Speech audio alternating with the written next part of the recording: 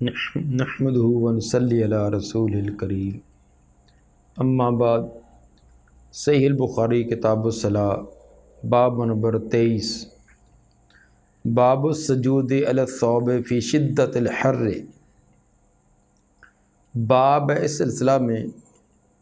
کہ سخت گرمی کے موسم میں کپڑے کے اوپر سجدہ کرنا۔ سخت گرمی ہے، زمین پر تپش ہے اور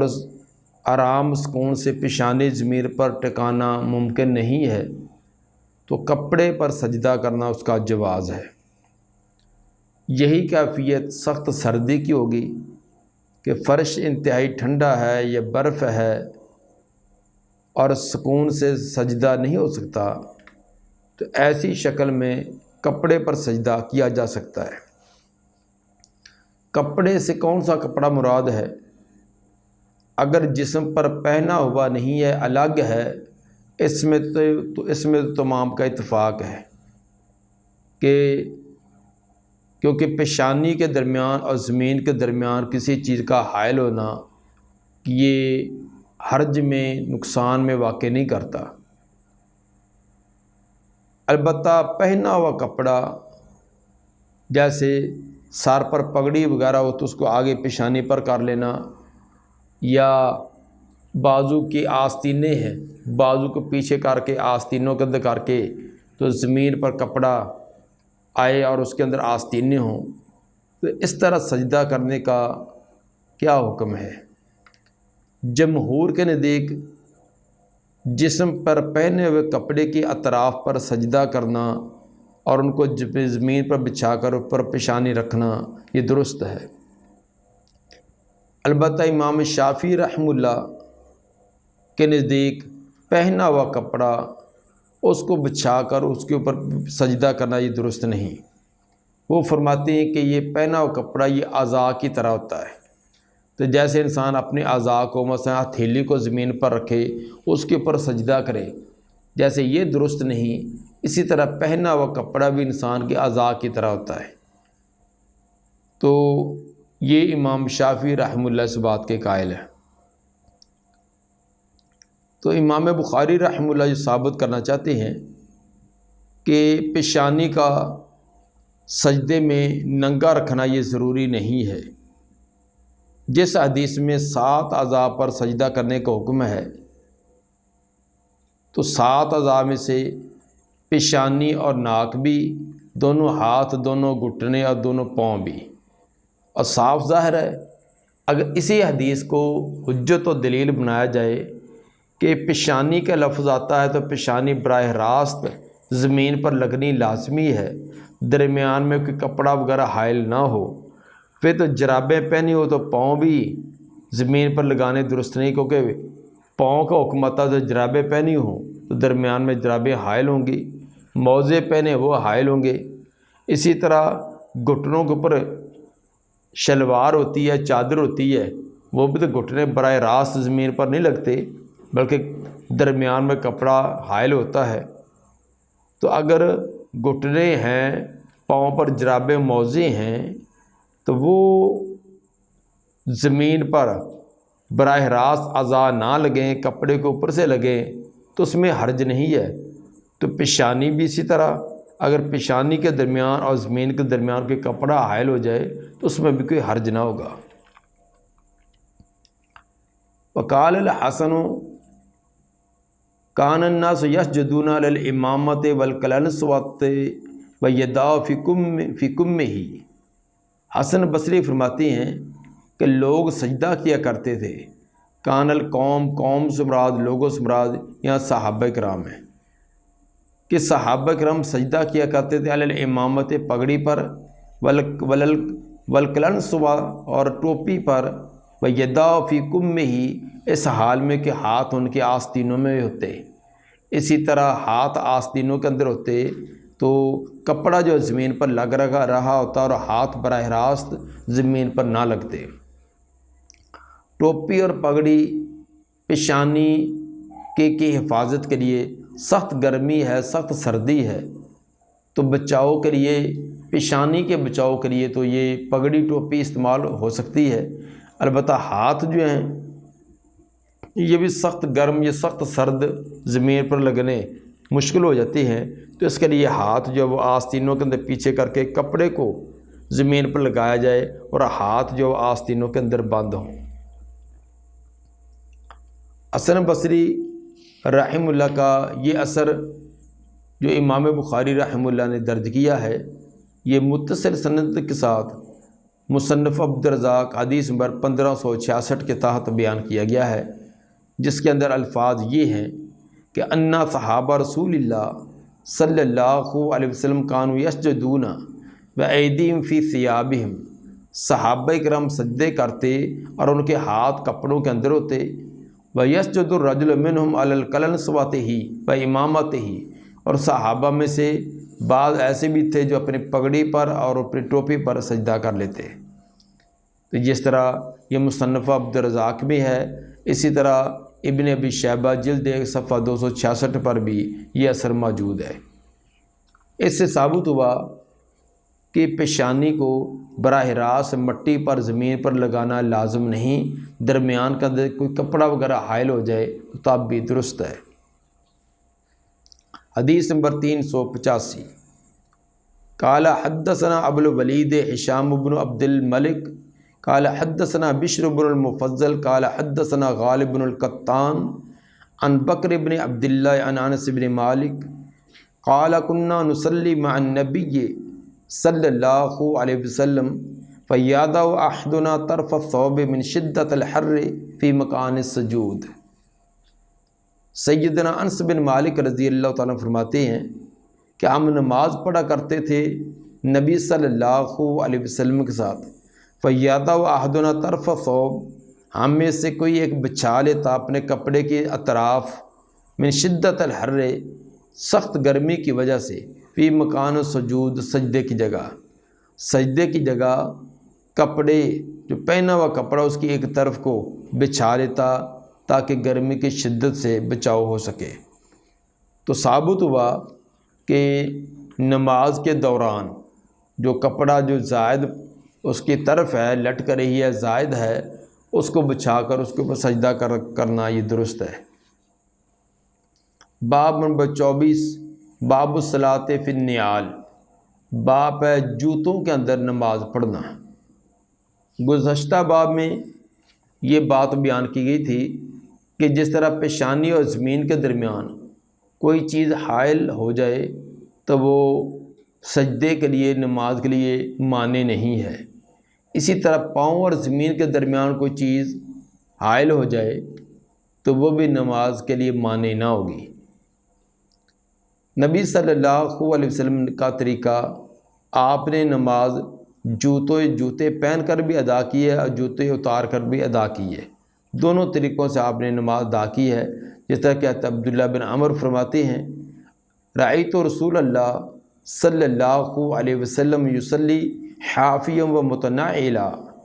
میں نے رسول اللہ صلی اللہ علیہ وسلم کو ننگے پاؤں اور جوتے پہن کر دونوں طرح نماز پڑھتے دیکھا ہے۔ یہ ابو داؤد کی حدیث نمبر 653۔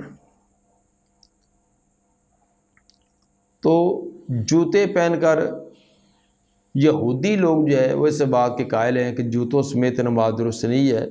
وہ حضرت موسیٰ علیہ السلام کو جو اللہ تعالیٰ نے فرمایا کہ انکا بالواد المقدس طویٰ، آپ ایک پاک وادی میں ہے، فخلا نہ علیک، اور اپنے جوتے اتار دیجئے، اس وقت استدلال کرتے ہیں کہ جب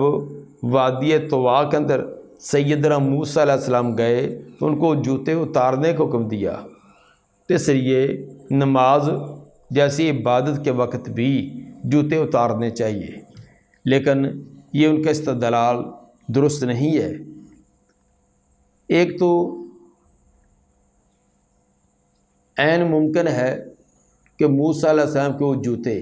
جس تک کہ بعض مفسرین نے بیان بھی کیا کہ وہ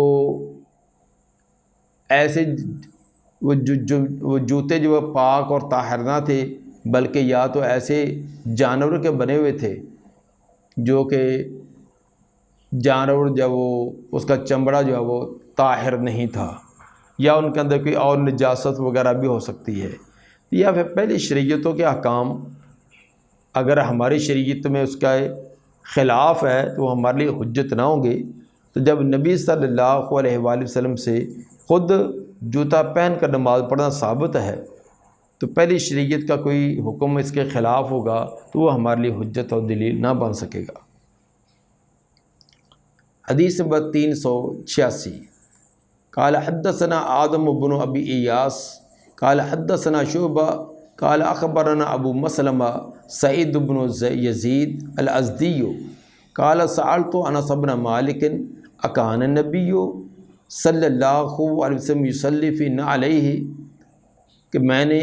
انس بن مالک رضی اللہ عنہ سے سوال کیا کیا نبی صلی اللہ علیہ وسلم جوتے سمیت نماز ادا کر لیتے تھے؟ قال نعم، انہوں نے کہا کہ جی ہاں، آپ جوتے سمیت نماز بھی ادا کر لیتے تھے، لیکن جوتے کے لیے پاک ہونا لازمی ہے۔ نجس جوتا ہے، کپڑا ہے، جس جگہ نماز ادا کرنی ہے وہ نجس ہے تو یہ نماز درست نہیں ہے۔ نماز کے لیے طہارت کا ہونا لازمی ہے، جیسے کپڑوں کی طہارت لازمی ہے اس طرح جوتا جو پہنا ہوا اس کی بھی۔ تو اگر نجاست وغیرہ لگی ہے تو اس کو زمین پر رگڑ کر صاف کر لیا جائے تو تب اس کے اندر نماز پڑھنا درست ہے، یا ویسے ہی اس کو نجاست وغیرہ اس کے اندر نفوذ وغیرہ نہ کر گئی ہو۔ پہلے دور میں جوتے ایسے ہوتے تھے کہ تلوے ان کے بالکل برابر ہوتے تھے، ہموار ہوتے تھے، نجاست لگی بھی ہے تو اس کو زمین پر ایک آدھا رگڑا لگائیں تو بالکل صاف ہو جاتے ہیں۔ لیکن آج کل ہمارے جوتوں کے اندر ایسی سلوٹیں بنی ہوتی ہے جس کے اندر کوئی نجاست وغیرہ اس کے اندر جم جاتی ہے، اس کے اندر چمٹ جاتی ہے، تو جو اس سے رگڑا لگانے سے پاک نہیں ہوں گے جب تک کہ ان کو کسی اچھے طریقے سے کسی اور طریقے سے زائل نہ کیا جائے۔ تو بہرحال جیسا بھی ہو جوتے کا پاک ہونا شرط ہے، پاک جوتا ہو تو اس کو پہن کر نماز پڑھی جا سکتی ہے۔ نیا ہونا کوئی شرط نہیں ہے کہ نیا ہی ہو، پرانا ہے پرانا بھی پاک جوتا ہو سکتا ہے۔ باب الصلاۃ فی الخفاف، باب ہے موزوں کے اندر موزوں سمیت نماز ادا کرنا۔ روافض کے نزدیک، رافضیوں کے نزدیک ہر صورت میں پاؤں پر مسح کرنا لازم ہے، پاؤں کا دھونا یہ کوئی اس کے اندر وضو کے اندر شرط نہیں ہے، بلکہ صرف پاؤں پر ہمیشہ مسح ہو، خواہ جرابے موزے پہنے ہوں یا پاؤں ننگا ہو۔ اس کے برعکس خارجیوں کے نزدیک ہر صورت میں پاؤں کا دھونا لازمی ہے، کسی صورت میں بھی مسح جائز نہیں ہے، جراب موزہ پہنا ہو تب بھی نہیں اور ویسے بھی مسح کرنا درست نہیں ہے۔ گویا کہ افراط و تفرید کا شکار ہو گئے۔ ایک گروہ نے تو کہہ دیا کہ پاؤں کا دھونا درست ہے ہی نہیں، ہے ہی ہمیشہ مسح، دوسرے کہتے ہیں مسح ہے ہی نہیں ہمیشہ دھونا۔ لیکن امام بخاری رحمہ اللہ نے درمیان والا جو افراط و تفرید سے بچا ہوا صحیح نظریہ تھا اس کی طرف اشارہ کیا ہے کہ اگر صحیح تعلیم یہ ہے کہ موزے اگر پاک ہیں اور وضو کر کے پہنے ہوئے ہیں تو ان کے سمیت نماز پڑھی جا سکتی ہے۔ باقی رہا کہ پاؤں کا براہ راست زمین پر نہ لگنا یہ کوئی حرج نہیں ہے، لازمی نہیں ہے کہ ننگے پاؤں زمین پر سجدے کے حالت میں لگے تو تبھی سجدہ ہوگا، تو پاؤں کے اوپر جراب و موزہ پہنا ہو، اسی طرح پیشانی کے اوپر کوئی پگڑی وغیرہ کا کوئی کپڑا آ جائے اس میں کوئی حرج نہیں ہے۔ حدیث نمبر 387 قال حدثنا آدم قال حدثنا شعبہ عن الاعمش قال سمعت ابراہیم یحدث عن حمام بن الحارث قال رأیت جریر بن عبداللہ، حمام بن حارث فرماتی ہیں میں نے حضرت جریر بن عبداللہ کو دیکھا، بالا انہوں نے پیشاب کیا، ثم توضأ ومسح علی خفیہ، پھر وضو کیا اپنے موزوں پر مسح کیا، ثم قام فصلی، پھر کھڑے ہوئے پس نماز ادا کی۔ فسئل، ان سے اس بارے میں سوال کیا گیا کہ آپ نے موزوں کے اوپر مسح کر لیا ہے؟ فقال رأیت النبی صلی اللہ علیہ وسلم صنع مثل ذلک، وہ فرمانے لگے کہ میں نے نبی صلی اللہ علیہ وسلم کو بھی یہ عمل کرتے ہوئے دیکھا ہے۔ تو یہ کام میں نے اپنی مرضی سے نہیں کیا، بلکہ میں نے نبی کو کرتے ہوئے دیکھا اور وہی میں نے تمہیں دکھلا دیا ہے۔ قال ابراہیم نخعی فرماتے ہیں فکان یعجبہم، ان لوگوں کو یہ بات بڑی پسند تھی، لأن یہ روایت بڑی پسند تھی، لأن جریرن کان من آخر من اسلم، اس لیے کہ سیدنا جریر رضی اللہ تعالیٰ ان لوگوں میں سے ہے جو آخری دور میں، نبی کے آخری دور میں، یہ وفات سے کچھ عرصہ پہلے مسلمان ہوئے۔ وجہ یہ تھی کہ بعض لوگ جو مسح کے قائل نہیں ہیں، کہتے ہیں کہ ہر صورت کے اندر پاؤں کو دھونا ہی چاہیے، تو وہ قرآن کی آیت جو سورہ مائدہ کی ہے وہ پیش کرتے ہیں کہ جس کے اندر پاؤں کے دھونے کا تذکرہ ہے۔ تو کہتے ہیں جریر رضی اللہ تعالیٰ عنہ کی روایت کے اندر مسح کرنے کا تذکرہ ہے کہ اگر موزے وغیرہ پہنے ان پر مسح کیا جا سکتا ہے۔ تو بعض لوگ کہتے ہیں جریر رضی اللہ تعالیٰ عنہ کی روایت کا رد کرنے کے لیے، انکار کرنے کے لیے یہ ہیلا نکالتے کہ حضرت جریر رضی اللہ تعالیٰ عنہ کا یہ پاؤں پر مسح کرنا یہ پہلے کا ہے، اور سورہ مائدہ کے اندر جو وضو کا طریقہ بیان کیا کہ یہ بعد کا ہے۔ تو جب دو روایتیں آپس میں متعارض آ جائیں، تطبیق کی کوئی صورت نہ ہو، تو جو پہلا ہوتا ہے وہ منسوخ ہوتا ہے، بعد والا ناسخ۔ اس اعتبار سے بعض لوگوں نے مسح کرنے، پاؤں پر مسح کرنے کی روایات کو منسوخ کہہ دیا، اور قرآن کی یہ سورہ مائدہ کی آیت اذا قمتم الی الصلاۃ فاغسلوا وجوہکم وایدیکم الی المرافق، اس کو اس کی ناسخ بنا دیا۔ تو محدثین حضرت جریر رضی اللہ تعالیٰ کی روایت کو بڑا پسند کرتے تھے، کہ حضرت جریر رضی اللہ تعالیٰ کا تو اسلام ہی وہ اس وقت لائے ہیں کہ جب یہ سورہ مائدہ نازل ہو چکی ہے، یہ تمام احکام نازل ہو چکے ہیں، اس کے بعد وہ مسلمان ہوئے۔ تو ثابت ہوا کہ پاؤں پر مسح کرنا یہ کہ منسوخ نہیں ہے، بلکہ یہ حکم محکم ہے اور ابھی بھی باقی ہے۔ تطبیق بھی بالکل واضح ہے کہ پاؤں ننگا ہو تو پھر دھونا لازمی ہے، لیکن اگر پاؤں پر وضو کر کے پاؤں پر جراب یا موزہ پہنا ہوا تو اس پر مسح ہو سکتا ہے۔ اس میں ان کے اندر تو تعارض کوئی ہے ہی، بنتا ہی نہیں ہے۔ حدیث نمبر 388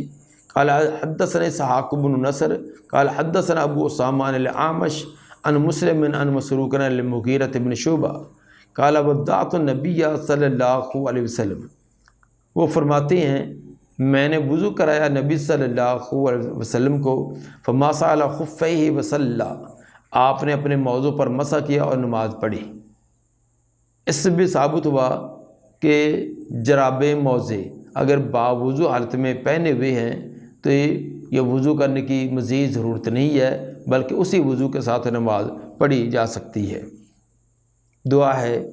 کہ اللہ تعالی نبی صلی اللہ علیہ وسلم کے فرامین کو کما حق کو سمجھ کر ان کے مطابق عمل کرنے کی توفیق عطا فرمائے۔